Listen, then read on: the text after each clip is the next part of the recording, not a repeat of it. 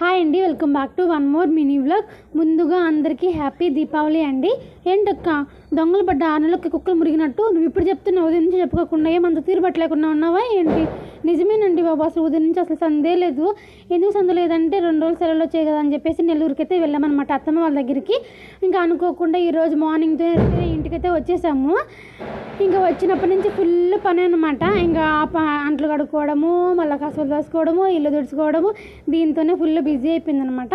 ఇంకా మళ్ళీ కొంచెంసేపు తీరా చూస్తే వర్షం కూడా పడుతుందండి. ఈ వర్షం పడుతుంది ఎట్లా చేయాలబ్బా అని అనుకున్నాను, కానీ వర్షం కొంచెం తగ్గిపోయింది. హ్యాపీగా ప్రశాంతంగా పూజతో చేసేసుకున్నాను అనమాట.